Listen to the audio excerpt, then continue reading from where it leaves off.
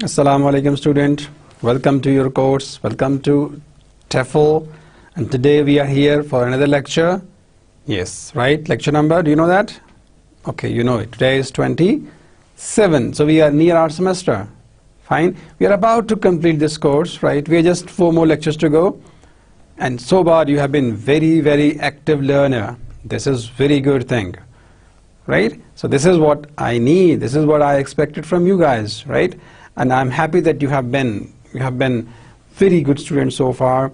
You have put every effort to learn things, to ask me questions. Yeah, this is what would definitely pay you back, right? So let's start now. Yeah, any queries for from the last lecture? Okay, good question. Well, last week we could not start writing skill well, so I just gave you a view of the skill, and that's why today I decide to restart from that writing skill again. But in the last lecture we finished talking of the reading skill, which means that we have covered 3 skills. And today we are going to start the 4th skill, and maybe in this lecture or in the next lecture we will complete this rereading skill, and then we'll move on to exploring language. Remember that? So far we tried our level best to achieve our goal. We have done with methods successfully, we have talked about that. Then we started off exploring skills of language, and today hopefully, or maybe the next lecture, we will be able to complete these skills, and then we will start exploring language. And finally, if you find time, we'll move on to how can you support the learning in the process. What I'm planning to that, well, maybe of course I would allocate 2 lectures for exploring a language, and the last 2 lectures maybe for exploring supporting the learning process. We have time constraint, so we are trying to make it within the given time. Alright, so let's start today's lecture. What is it? Alright, on writing skills. So what's the practice, by the way? Oh, tell me. I need to review, or I need to summarize. What should I summarize for you, my dear students? The last lecture. Okay, you will tell me, what did we talk about in the last lecture? Yes, we talked about, yeah, of course, we in fact finished talking of reading skills, right? You remember the word active? Okay, activate the learner, then cultivate the vocabulary, teach for comprehension, I for what? Again, integrate. See, V for active, ACTIVE. Let's see here, my dear friends. So we talked about background to teaching of reading skills, and we talked about what? We discussed that reading is an important skill, right? And then we talk about the processes of reading, and we talk about the models, top down model and bottom up model. Remember that? See, so the bottom up approaches were there, and at micro level when you read a text, so this bottom up approach gives you details, right? You find out the micro details. But when you read, in fact, when you follow the top down approach, so you just get overview of certain things, right? So that's why when you read for generating meaning, and I told you that meaning based reading, fine, and I also told you, my dear students, that when you read, it is not hard and fast that you need to know every word that we read. Sometimes you may not know all the words, and still you can get meaning out of it, fine. And we also saw that it is not that that the text gives you meaning, but it is the reader's background as well, right? So both the reader and the text, fine, they of course combine together to in fact meaning to the reader. So reader's background knowledge is important. Reader's schema is also important. I gave you many examples. I quoted example of a chemistry student. If he gets a text from organic chemistry, so he would read that text in a jiffy. Fine. Quickly he will do that. Why? Because he has much knowledge, right, on organic chemistry. It is in his background. However, if you give a text from Shakespeare to the same student, so it would be hard for him to understand, right? Because he is in fact a beginner in this way, and maybe for the first time he would be reading that text. So if you change the scenario and if you give that text, organic chemistry text, to the student of literature, so for him it would be again a difficult task. Why? Because it is not in his background. So we saw that, well, reading is what? It is a combined effort of both the reader and the text as well, right? So you combine your schema with the text and then you make sense out of it. Fine. And then we talk about the fluent reading. In fact, the fluent reader is the one who can read at an appropriate speed with enough comprehension. And then we also talk about what? Silent reading. Remember that? Silent reading, and we had a discussion on that. Some people, they support silent, and of course there are people who oppose this idea of silent reading. Fine. And then we talk about the background to this reading skill, that what is the background, of course, right? And then we saw what the different approaches we saw: top down, right, bottom up, and also interactive approach. So in the interactive approach, what happens, my dear student, that you combine elements of both the top down approach and the bottom up approach, and this is what we call it interactive model of reading. Fine. Reading for comprehension particularly. So dear students, then what happens that we also talk about that bottom up approach. In fact, under this bottom up model, what happens? The intensive reading, of course. Definitely, when you read intensively, right, you read word for word, you try to know that word. Of course, you try to find out its root word, you try to see its prefix or suffix, and then you try to see is it a noun, is it a verb in the parts of speech. Then you try to know, is it a phrase, it is a clause, right? And then you try to know, this sentence, which kind of sentence is this? Is it an imperative sentence? Is it an affirmative sentence, or is it an interrogative, whatever? Then you try to see which narration is this. Is it indirect narration? Is it direct narration? Is it an active voice sentence, or is it a passive voice sentence? So at micro level you try to analyze, you try to see that the text. But whereas when you see from the top, so it's a macro level reading. So when you try to read from the top, you try to get the gist of that. Fine. So this in fact the top down approach, right, top down model. So we have a reading that is extensive reading. So extensive reading means you read more. And definitely, of course, when you are in the habit of reading from the top down approach, so your reading would definitely be extensive, meaning you would be reading a lot of books. Is that clear? And then we talk about what are the principles of this teaching reading, and I gave you the principles of reading that, well, you need to exploit the reader's knowledge, in fact. Fine. That what do your readers already know? You have to keep in that mind. And then definitely you teach your readers strategies for reading. It's also important. Then we saw that the teaching reading for comprehension. Fine. And we also saw that, yes, transform the reading strategies into skills. I gave you example that when initially a reader tries to guess the meaning in the context. So it is a strategy for him, but once he does it unconsciously, so it becomes a skill, in fact. So these are some principles we talk about, and then the techniques in the class, right? Simple word active, right? What is it? That activate the reader's prior knowledge.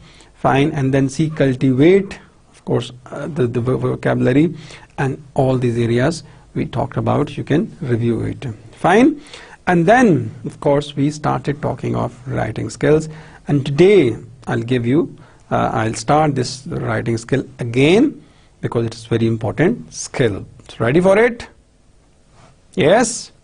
Today, we are going to talk on writing skills. So yes, you need to have everything with you, right? Your notebook is there, good. Your ballpoint or pencil, whatever, it's there. Fine. You want to have a cup of tea? All right, you can bring a cup of tea, no problem, right? You can have it. Enjoy tea, and then, you see, that's important. I allow you in the class. Generally, I don't allow you to bring tea, but today, of course, maybe you look a bit tired. Why is it so? Is it a hard day for you? I know you're working really hard these days because, you have to take exam. Good. No pains, you have to take pains if you want to get something. So take pains, fine? Work hard. And you are doing it? Good. Fine. And you see, again, try to make your concept clear. Just working, but work for a goal. Set a goal, what to do, and then accordingly. And while working, while studying, make your notes. It's really important. Fine, students? Clear? Shall we start now? Ready?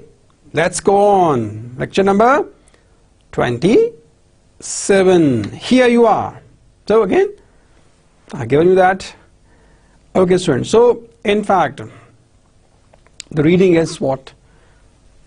A physical and mental activity. I just gave you an overview in the last class, right? And we'll see it again today. And we saw that it is what?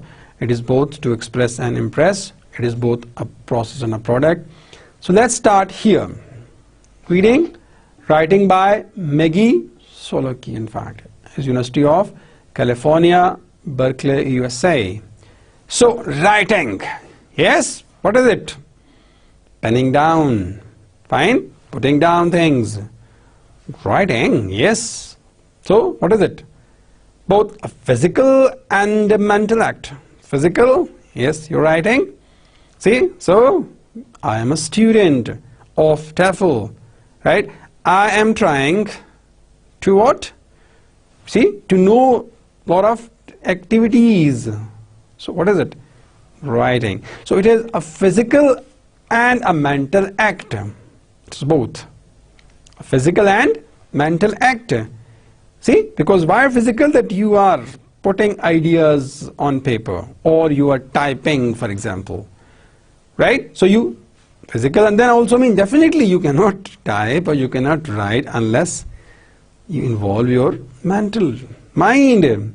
So it is both a physical and mental act. What is it? Writing. Good? Alright. So at the basic level, my dear students, it is physical act of what? Committing words to some medium, whether it is an email composing or penning down ideas on a paper. Very basic level. Either you type an application, you write an application, or you compose an email, or you write a letter. Fine? Simple. Right? So that is at the basic level, that is just simple, that would pen down ideas. Now, on the other hand, writing is also mental work, cognitive work. Right? So your mind is involved in this process of writing. Clear? So what is it, in fact? Talking about how it is a mental activity? Yes, because you invent ideas, and for inventing those ideas you have to think. Clear? So thinking is involved, and comparatively more thinking is involved. Yes, in speaking we saw that you think, but that was a quick thinking. Here you have, paper in front of you, your computer screen is in front of you, so you have to think and then write down. So more thinking is involved. Here means it's also mental activity, because you have to invent ideas, right? Thinking about how to express them, in fact, again.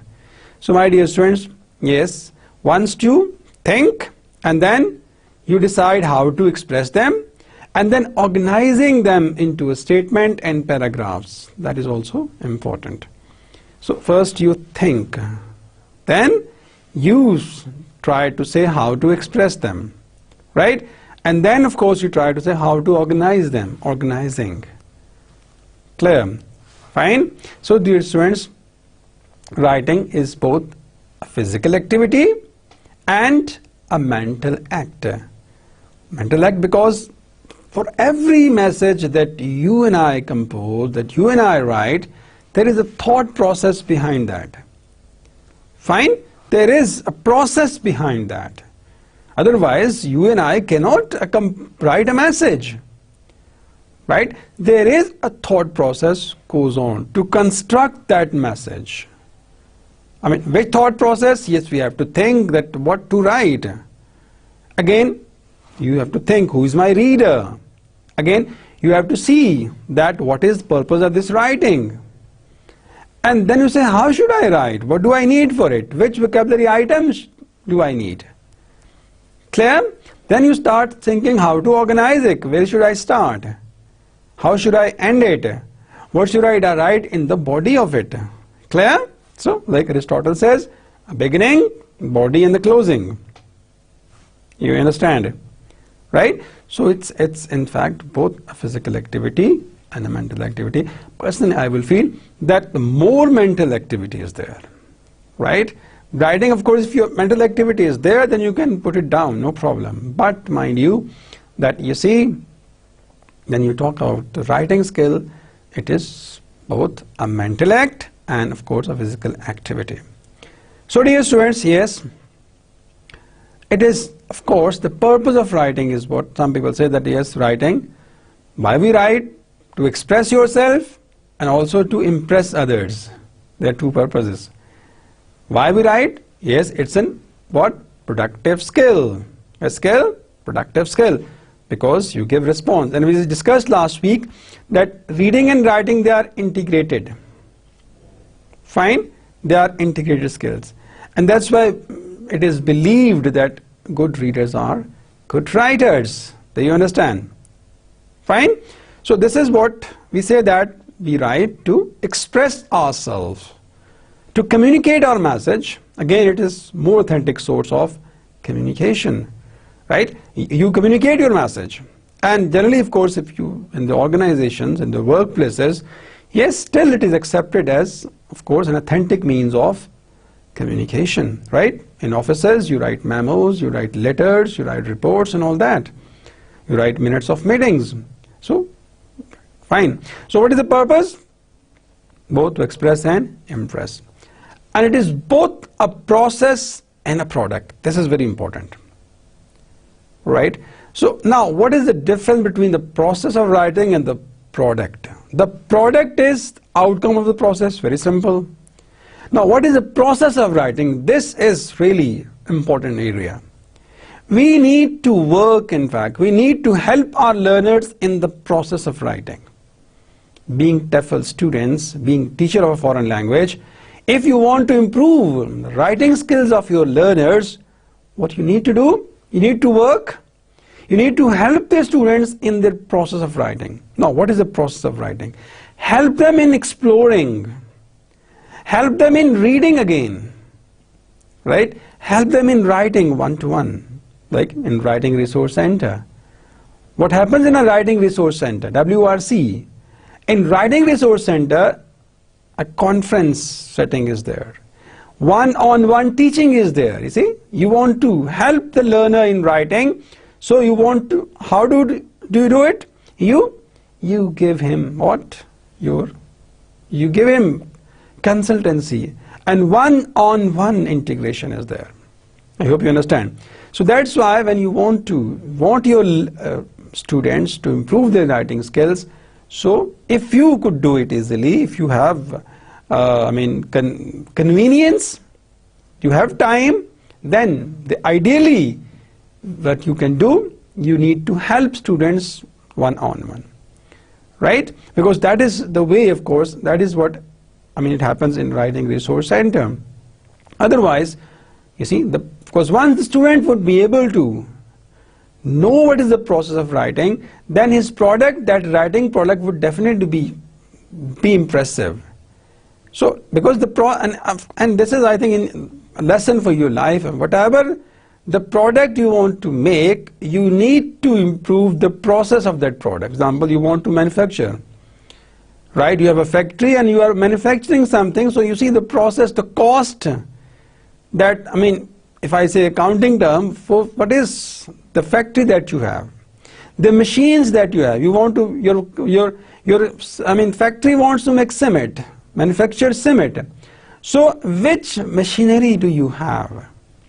Fine, which plant do you have? Right? So if you have a good plant, so definitely your product would definitely be quality product. So is the case here, my dear students, the writing skills. Fine. So being TEFL students, what should we do? We should help our student in the process of writing. And what can we do? Again, I would say first of all that you need to write yourself. The teacher writes. Whatever assignments you give to your student, first of all think, can you do it? And do it for them, right? And once you do it, being a teacher, being a TEFL student, then you will realize that it is not easy for the student as well. I hope you understand. Just setting a paper, giving some questions, right? And without giving a solution to them, it shows that maybe you made a paper for the sake of the paper. But for that, my dear students, what you need to do, yes, being a TEFL student, we have to improve writing skills of our students. So what should we do? We should work on the process of writing.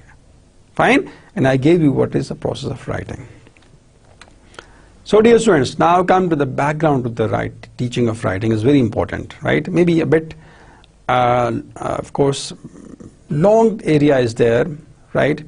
So a bit dry you might find it, but it's really interesting for you. You would enjoy it, in fact. So concerns with teaching of writing goes back to thousands of years, my dear students. It is not the now that we are concerned that you see, still you feel that people are worried that they are unable to express themselves in writing, right?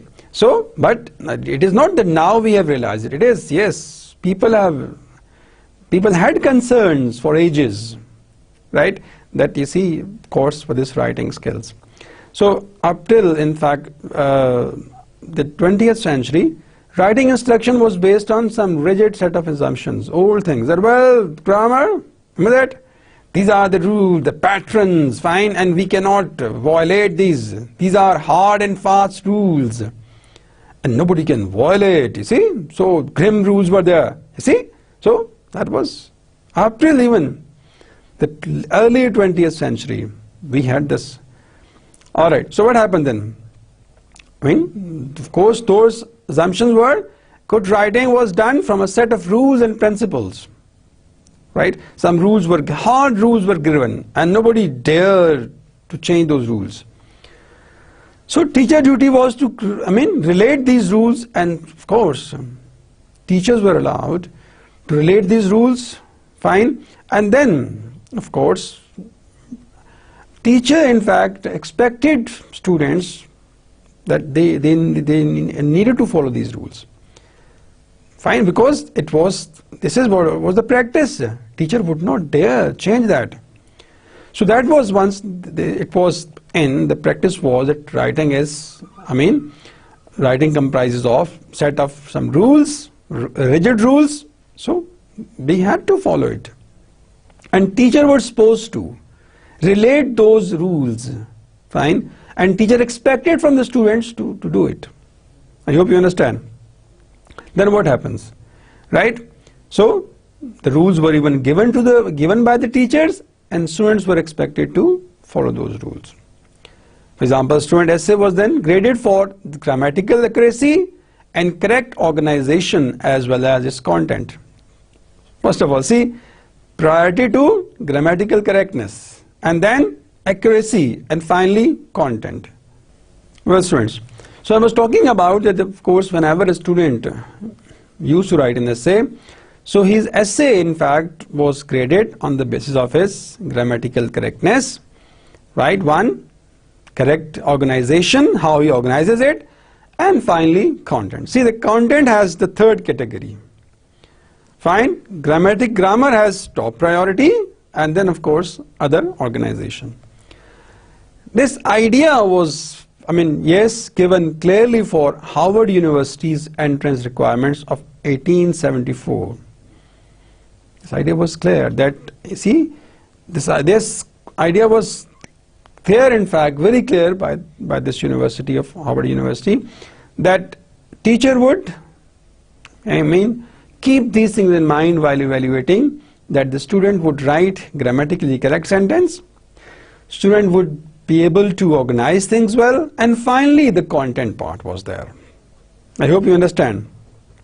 So far, simple, we talked about that for ages this concerns for writing has been there, fine, and even in 20th century, of course, writing instruction was based on some rigid assumptions, and teacher were supposed to follow those, right? And whenever there was evaluation, so the grammar was top priority, organization and content. And again, Harvard University, of course, given it clearly in 1874.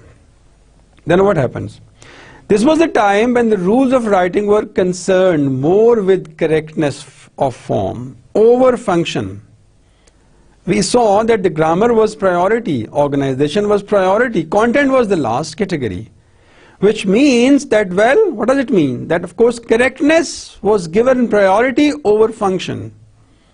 That student needed to write correct structures.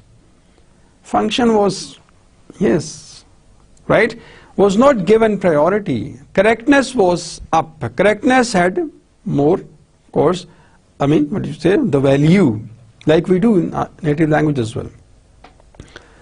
Then what happened? A movement for more progressive writing instruction started in 1911.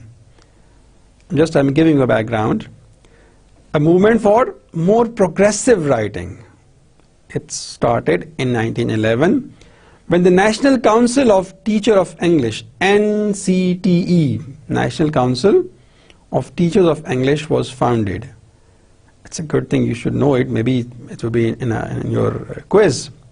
Right? So what is it? The National Council, fine, of Teacher of English was founded when? 1911. This NCTE protested against these rigid practices of writing. That what is this? That they want us to see the grammar first, right? And we are supposed to see organization, and finally if you find time for the content, it means the content, right, was given just 10% value. And in fact content is the message, but we are giving more value to what? The grammar. The grammar part or the organization part. What do you think, by the way? What is your viewpoint? What do you think? Do you think it's fine?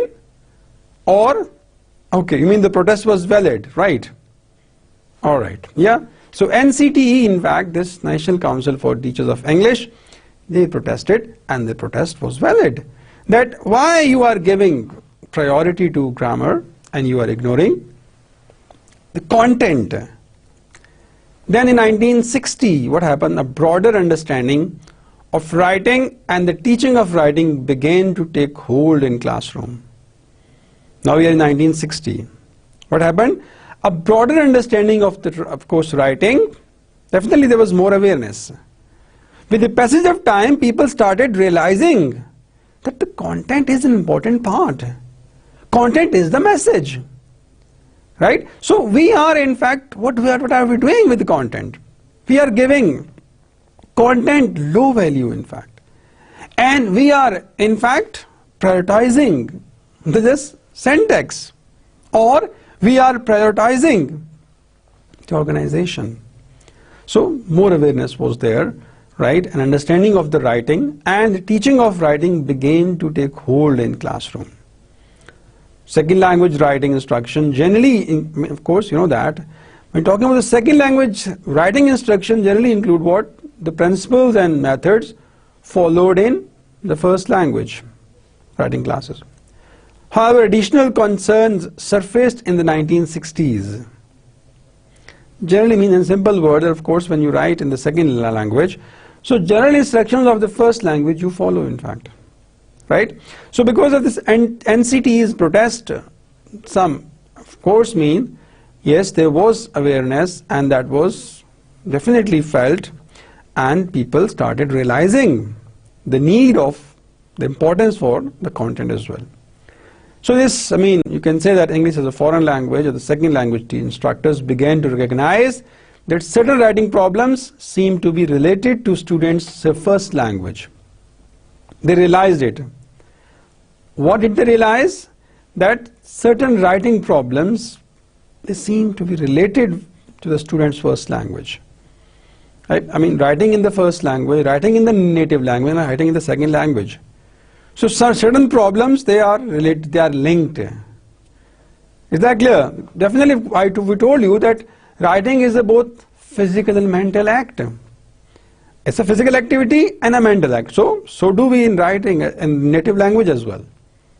That in native language, definitely you have to think. So mental process is there, thought process is there, and you have to pen it down again. Yeah, script of course is different, right? So there are, differences are there, fine, but some things are related. So what happened? 1960, Robert Kaplan, a famous name in fact, he introduced the idea of contrastive rhetoric. Very simple. What is rhetoric, my dear students? What is rhetoric? Art of good communication. Very good. Art of good writing. This is rhetoric. And what is rhetoric? One of the, yes, a branch of linguistics that teaches us art of good communication, right? Good writing, good speaking, that we're talking about. So this Kaplan, 1960, he introduced the idea of contrastive rhetoric. What is this contrastive rhetoric? Comparison of different types of writing in terms of organizational patterns. And you see the model is there on your screen. You can have a look, right? And see there is a comparison. Of course, we see English, then Semitic, Oriental, Romance, and Russian. What is it? You can see that. Contrastive rhetoric. Fine? And Kaplan says in his essay, famous essay of course, each language and each culture has a paragraph order unique to itself. And part of the learning of a particular language is the mastery of its logical system. I hope you understand. So this is what the Kaplan says, that of course he introduced the idea of contrastive rhetoric. Mean comparison of different types of writing in terms of organizational patterns. Clear? Where are we? 1960. Who gave the idea? Yes, Kaplan, Robert Kaplan, 1960, and he introduced the contrastive, contrast से है ना, differences. ठीक है? Contrastive rhetoric idea दिया उसने. Who gave it? Kaplan in 1960. और ये एक image है.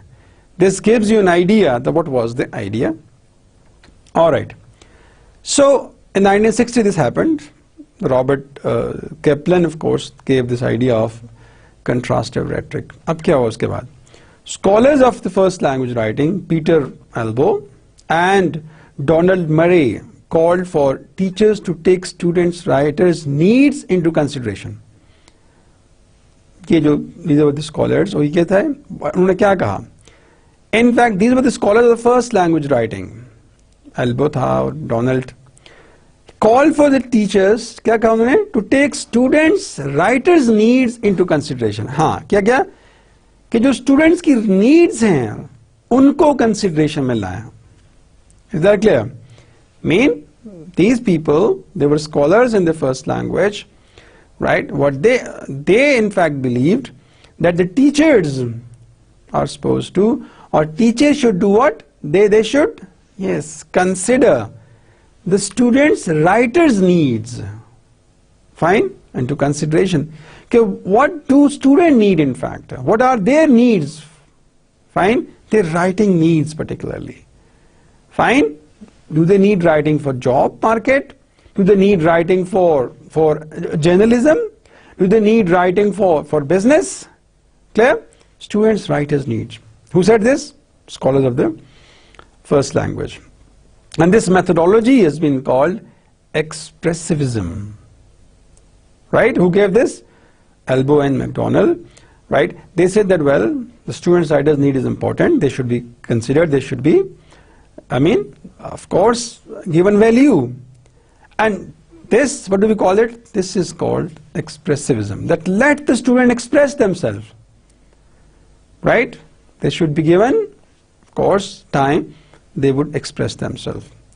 So now the teacher are seen as what? Facilitator, to urge students to write about thinking to the rules of writing. This is important. Without thinking to the rules of writing. This is what. Now we saw with this once, this expressivism was in, and then we see, of course, the teacher was seen then to urge students to write without thinking to the rules of writing. Because once there are rules, and you see the rules hinder your writing. So the teachers, what they did, they urged the student, they motivated the student to write without worrying for the mistakes, without worrying for the rules. Let them write, let them express. No worries for the rules. So this was, that practice was in. Then Peter Elbow encouraged free writing also.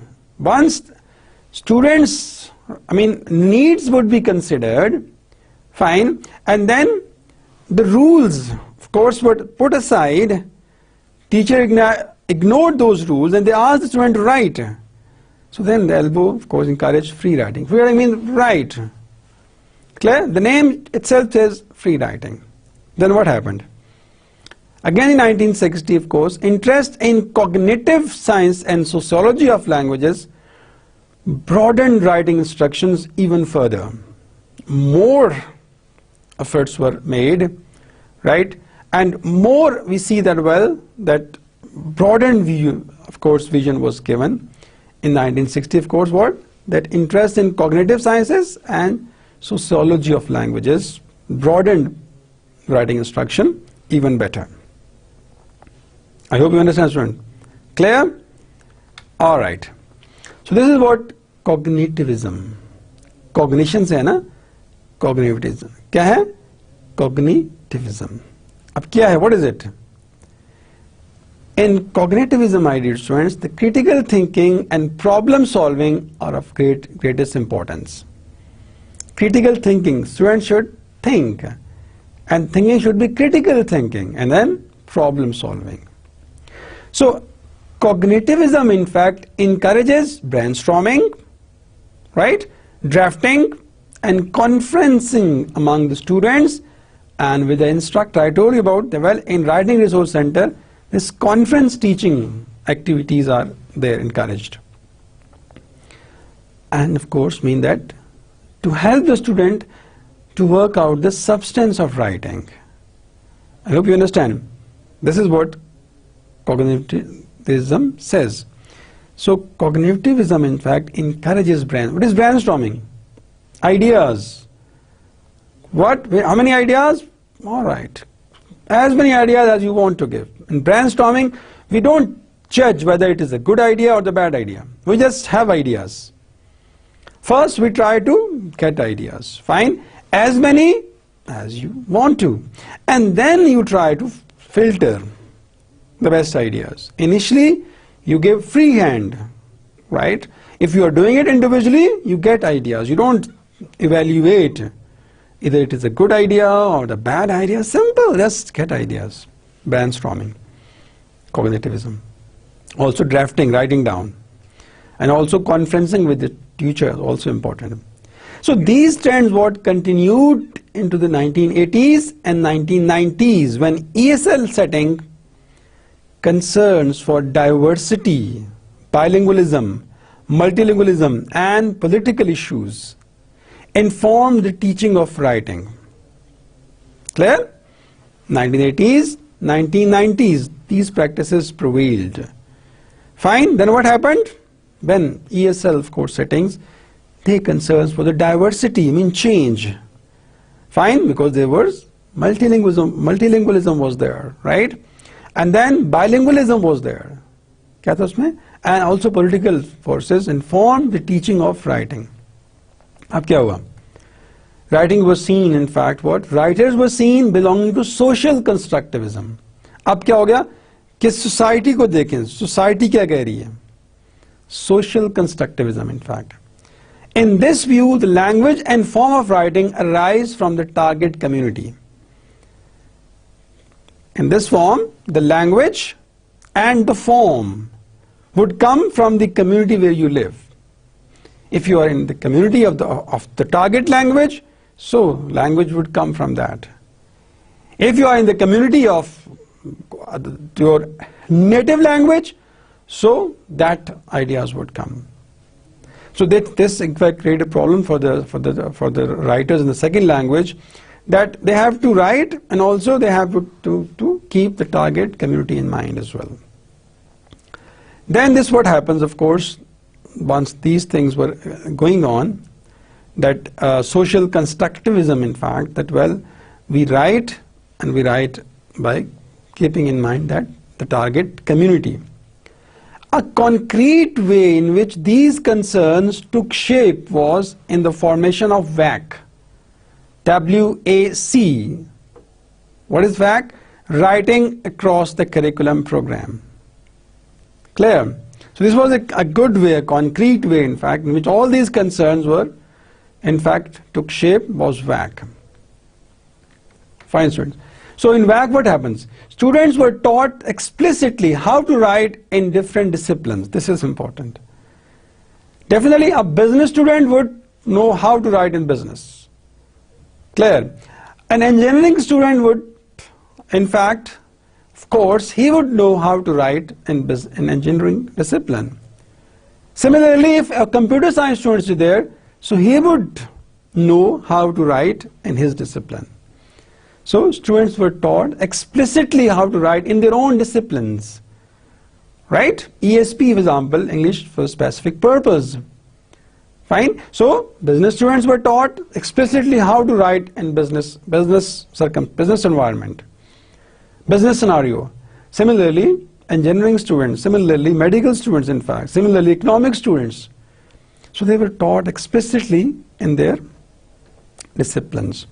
So WAC appeared in the second language learning in the form of adjunct program. अभी ये जो हम आजकल sport program भी कहते हैं हम, क्या कहते हैं? Adjunct, रखा ना आप, you visit any business school, you visit any other school, तो वहाँ क्या है? Sport courses, English as a sport course पढ़ाया जा रहा है, in fact. Islamic study भी हो सकता है. So we call it adjunct programs. Which programs? Adjunct programs. Well, students, so this WAC appeared in the second language learning in the form of adjunct programs. So most recently, Larson Freeman. Who is Larson Freeman? Yes, good. You remember that? Yes? All right. All methods we talk about by Larson Freeman. He encourages teachers to adopt what? Some form of principled eclecticism. The term, what is it? Principled eclecticism. Ye kya hai? What is it? Right? Encourages instructors to consider carefully the different trends and ideas that occurred historically and choose them that most closely fit the needs of a particular classroom or individual student. Very simple. See it. In simple words, this principled eclecticism says that you need to know historically. Find out what are the trends available, right? And then, in fact, what is useful for your learner? What is useful for your reader? Is that clear? Very simple. This is what we call it, principled eclecticism, which means that we need to see historically, right? What do we see? Different trends and ideas, right? And of course, choose those the closely fit in the needs of particular classroom. In simple word, see, research, and find out which is the best for your learner, which is the best for your classroom, and see it, right? See the prevailing, the practices, see, right, the trend, the ideas, and find the best for your learners. Very simple. This is Larsen Freeman. So now we move on to principles for teaching writing. This one is what, my dear students, background to teaching of writing we talked about, and we started from the concerns that people had, and then we finished it till Larsen's viewpoint. Larsen says that, you see, what you have to find out, you have to do research and see what are the prevailing practices and find the best one for your learners. So now we're going to talk about some principles that every teacher should consider while planning a course. If you are planning a course for your students, so you can keep these principles in mind, right? Whether it is a writing course or a course in which writing will play a part. It can be a full-fledged writing course or it can be a part. Fine? So these principles can be adapted to many learning situations. Is that clear? So these are some principles. What are these principles, by the way, students? Here you are. First one, what is it? Understand your students' reason for writing. Very important. Right? Try to know it, that why the student, in fact, of course, what is the reason? Fine, why? Understand your students' reasons for writing, the purpose of writing, why they are here. Fine. Of course, some students, in fact, they want to write for their business purpose. Some students want to write for journalistic purpose, for example, for journalism. Right? Some students, yes, they write for fun, for pleasure writing as well. Yeah, sometimes we do. So again, you need to know that what are the students' reasons for writing, and you need to understand it. Fine. Only then you can move on. And of course, reason could be, yes, if a firm hires you, a company hires you to improve writing skills of its staff. So again, the reason behind is that, well, the company wants the employees to communicate in writing to top management, to lower management, and of course the middle management. So again, every learner has a different reason for this skill. So you need to understand your students' reasons for writing. I hope you understand. Second principle, what is it? Provide many opportunities for students to write. Yes, definitely, like speaking as well. So here you need to give as many opportunities as you can, right? You can of course have activities in the class while teaching this skill. They would write. If the class is writing, so what you can do that in every activity, in every class, you can design an activity. It can be an individual activity, it can be a group activity. Again, the focus on the process of writing. I told you earlier that it is both a process and a product. So once you give them activities in the class, activities could be what? Yes, right? You can ask them to write their profile or the personal statement. Clear? And discourage this, again, this habit of memorization. Discourage this. I want to share a joke with you. एक student है, उसने एक एस्से याद कर लिया. एस्से क्या था? My best friend.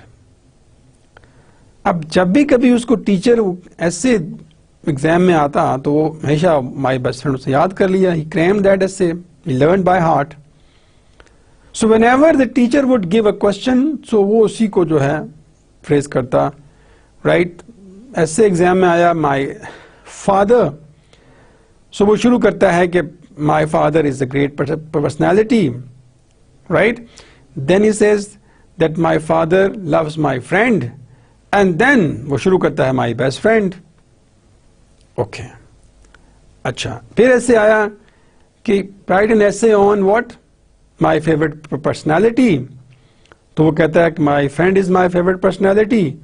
तो उस पर वो ऐसे लिख लेता पूरा, वही my best friend. Teacher of course, teacher was sick of it कि ये क्या है. अब टीचर ने ये कहा कि तुमने हवाई कोर्स जर्नी बाय एयर पे आपने एक एस्से लिखना है. इनफैक्ट अब चूंकि उसने एस्से मेमोराइज किया हुआ था, तो उसने टीचर ने इंश्योर किया कि आप तुमने फ्रेंड कहीं से नहीं लाना, इस ऐसे में your best friend would not be there. अब उसने क्या किया स्टूडेंट, कहता है मैं हवाई जहाज पे सफर कर रहा था, मैं जहाज सवार हुआ तो मैंने नीचे देखा मेरा फ्रेंड, माय फ्रेंड खड़ा था, and then he started my best friend in fact. I hope you understand. So this जो मेमोराइजेशन की है हैबिट है, ऑफ कोर्स ये डिस्करेज करें इसको। Some people they just memorize things, और ये is common practice also is there in our system, that some teachers believe that okay, I give you one essay and you can transform it in different ways. I mean, maybe their students would be happy कि हमें बस एक tip मिल गया, एक personality कैसे याद कर लिया तो आपका क्वेश्चन तैयार हो गया। So ये this thing should be discouraged. तो आप being careful student, discourage this habit of the cramming. Clear? All right. So I was talking about opportunities, that provide as many opportunities for the students as you can, right? And again, as per the level of the students, don't overburden them. And ideally जो opportunities आप उनको दें, खुद भी साथ काम करें, खुद भी लिखें, right? Ideally तो ये है कि you should do that assignment as well, and then you will see कि कितना आसान है या कितना मुश्किल है, right? It is never easy, right? I mean, it is very easy to give an assignment, but it is not easy to attempt that. तो किसी ने सवाल किया कि पेपर आपका, how was your the paper? कहते हैं बहुत अच्छा था। कहते हैं सवाल तो सारे आसान थे, जवाब मुश्किल थे सारे, right? Okay, so talking about what? Opportunities. Third thing, make feedback helpful and meaningful. अच्छा, ये बड़ी important बात है। How to give feedback? General practice क्या है? Of course, people underline the grammaticals or spellings or punctuation. Content पे focus जाता ही नहीं है in fact. So, definitely once a student writes a composition, writes a document, so first look, you should not see the accuracy.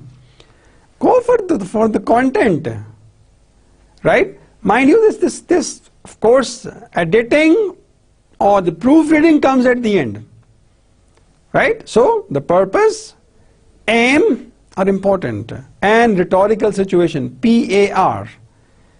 Keep in mind. What is it? Keep this approach in mind. PAR, the purpose should be there. Then of course PAR, again audience, and R for the situation, rhetorical situation. Clear? That does the document fulfill the purpose? Good. It's purposeful? Fine. Does it address to the right audience? Good. And does it cover that situation? Fine. Clear. And then at the end you can help, even when you correct their grammatical mistakes, so you need to be intelligent. You need to be careful in fact. You can ask them questions, why is it so? Or you can tell them, well, if you could overcome these problems, you could be a good writer. Clear? Encircling things, yes, it might discourage people, in fact. Clear? So you need to be very, very, clear, right, how to, give feedback, right? Ask questions. If you feel that something is not clear in the writing script, see what do you mean by this. Fine? And the student would definitely improve. So feedback should be helpful. Clarify for yourself and your students how their writing will be evaluated. Very good thing in fact. कि आपका rubric क्या है, आपकी strategy क्या है, कैसे evaluate करेंगे आप? I hope you understand. So you need to be clear, being teacher, and also student would be clear that of course this essay है, example, yes, the content part have this evaluation, and then organization has this, and the language has this aspect. एक viewpoint ये भी था है कि language में of course 50% for the content, 50% for the language. And some say, yes, some people give 70% the language and 30% the content. So you need to be rational enough. And make it clear to yourself and to your learners, to the writers. Fine? So clarify yourself, also a principle. So dear students, these were the principles for writing. How many principles? How many? 4 I gave you. First, understand your readers' reasons for writing. Provide many opportunities for students to write. Third one, feedback. Fourth one, clarify for yourself and for your students how their writing will be evaluated. What is rubric? Right? It is weighted or unweighted rubric, in fact. Weighted means that you have proper weightage, right? Or it is other way around. Clear? So read your text, you will find more details on that. These are the principles, for example, my dear students, for teaching writing. So let's have a look on these things. Today we talk about what? Background to the teaching of writing. Fine? So we had a detailed discussion on the background of course writing, and we started from the point where we had concerns for the writing, that originally writing was just the grammar, right? Your grammar, your accuracy and your organization, content was not given priority. With the passage of time, we moved on and we saw that, well, there was a WAC and also NCTE. They protested against the prevailing practices, and then WAC also. And then we gave an idea of adjunct programs, right? Sport programs we call them. See, so once we realized that, well, writing is no more, that's the syntax only.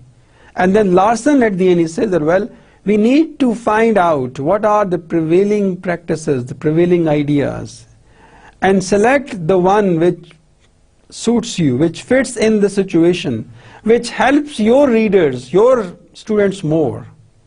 Is that clear? The Larson says.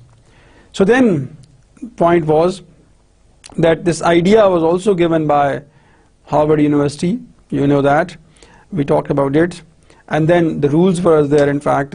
And NCTE protested. We talked about that. You see? So, a broader understanding of writing, see, and the teaching of writing, of course, began to take hold in classrooms. So, and then ESL people, of course, they started realizing that, well, some features of native language and target language, they resemble, of course. So, finally we talk about what? We talk about, you see, some principles. Here this review, in fact, it is there. You can have a look that what scholars said about. Then Peter Elbows, he encouraged free writing and all that, you see. So, and finally we talk about principles of writing, in fact, right? So, at the end, we saw principles for teaching writing. Exactly, students. So what principles are there that can help our, of course, learners to improve their writing? One tip you should keep in mind that, well, of course, that initially we said it is a process and the product both. What we can do, being TEFL students and, of course, teachers of foreign language, we can help our learners write, in fact. We can facilitate them. Fine. We need to encourage them, right? We give them situations where they need to write. And once the students start writing, we need to, in fact, motivate them. We should not discourage them that you have done a wrong thing or a bad thing. Yes, it happens generally, of course, right?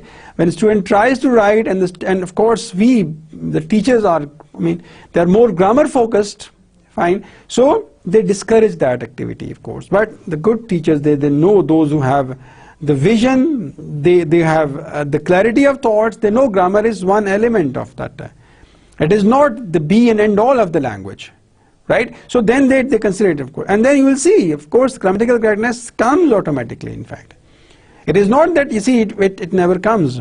Fine? So if you work on the process of writing, you will feel it, that definitely there would be a better product. Is that clear? So dear students, of course, I mean, if you want to help your students, of course, through these techniques, yes, your students would be good writers, in fact. So motivation is important. Fine?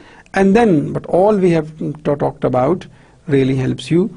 I mean, encourage students for the free writing, and then also help them to read and then to write. You can start with the topics of their choice, in fact. You can start with the easy topics and you can move on, in fact. I hope you understand. So, with this, it's time. Time for what?